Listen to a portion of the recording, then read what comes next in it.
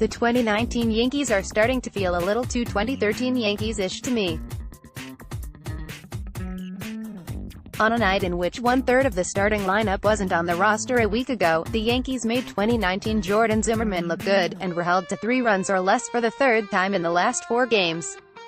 Tuesday's final score was 3-1.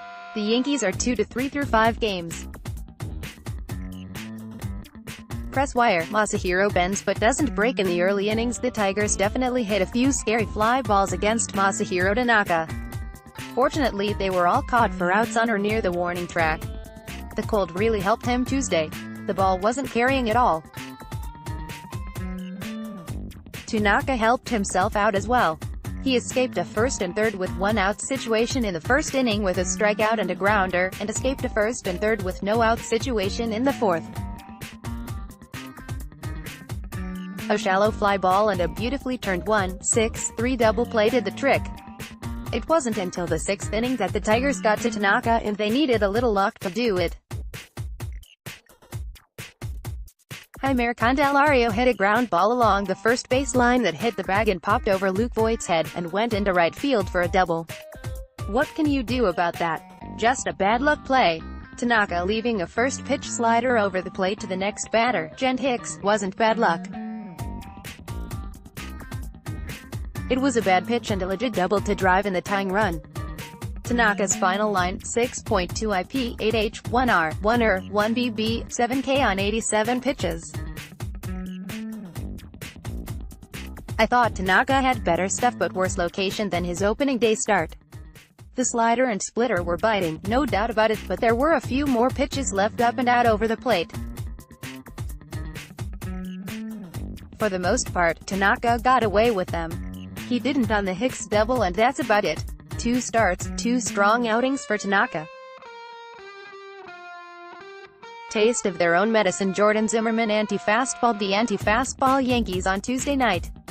He'd been a 50-50 fastball, breaking ball guy the last few years, but in his first start of the new season last week, he threw 44 breaking balls and 25 fastballs against the Blue Jays. In this game it was 57 breaking balls and 36 fastballs. Specifically, Zimmermann threw 36 sliders and 21 curveballs. Worked like a charm too. The Yankees scored 1 run in 6.2 innings against Zimmermann, and, unexpectedly enough, the replacement players got the job done. DJ LeMahieu singled on a ground ball through the left side with 1 out in the second, then Mike Chapman poked a ground roll double into the left field corner. I mentioned Chapman was an all-fields guy last week. He showed it with that swing. Drove one of those rare Zimmermann fastballs the other way. Clint Frazier, in his first at-bat of the new season, drove in LeMahieu from third with a productive out. He hit a sacrifice fly to deep left field. Single, double, sac fly. That qualify as a manufactured run. The Yankees had exactly 1 scoring opportunity against Zimmermann after that. Tyler Wade singled and stole second in the 5th. Aaron Judge was intentionally walked with 2 outs, and Voigt struck out to end the inning. Womp womp.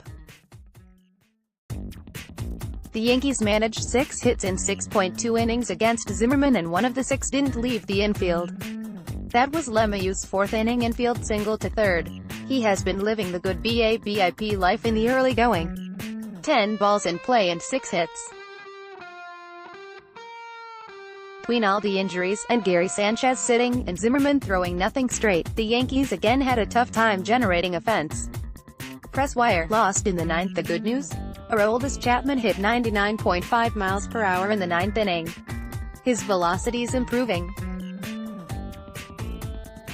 The bad news? The Tigers jumped on Chapman for 2 runs. He walked Nico Goodrum with 1 out, setting up Dustin Peterson for the booming go-ahead double to left field. Peterson's first career hit. Chapman left a fastball up just enough, and Peterson drove it over Tauchman's head for a 2-2-1 lead. Jordy Mercer followed with a ground ball single for a 3-2-1 lead.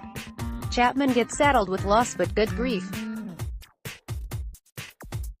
The offense gave the pitching staff 0 margin for error. 5 singles, 1 double, 1 walk, 1 hit batsman, all scattered. The Yankees are without 4 regulars: Miguel Andujar, Didi Gregorius, Aaron Hicks, Giancarlo Stanton, and it is really showing.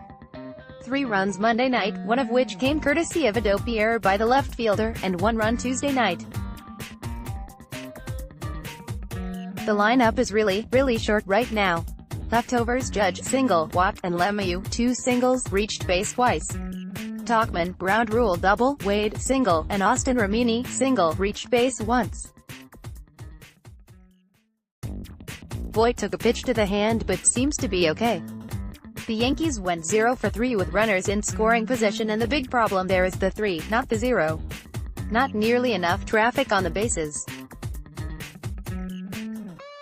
Waiting around for guys to get healthy doesn't seem like a good idea, but what else can the Yankees do? Adam Ottavino is just ridiculous. He faced 4 batters and struck out 3. The other grounded out. Ottavino entered into a tie game when a runner on second and 2 outs in the 6th inning, so that was another fireman situation. Sure seems like the Yankees are using him as their moment of truth guy. They want him on the mound in the biggest spots. And finally, what a complete failure by Aaron Boone in the 9th inning. Down 2 runs and Tauchman bats while Sanchez ends the game standing on deck waiting to pinch hit. I know Tauchman doubled earlier in the game and ideally Gary would bat with a man on base, but come the hell on, get your best players in the game when you're down to your last 3 outs. Box score, WPA graph. Here's our bullpen workload page and here's the loss probability graph. Source, Fangraphs. Up next, the Yankees and Tigers will wrap up this 3-game series Wednesday afternoon. That's a weird 4:05 p.m. Eastern Time start. Jonathan Loaisiga and Matt Boyd are the scheduled starting pitchers. Loaisiga will add it to the roster once CC Sabathia goes from the suspended list to the injured list.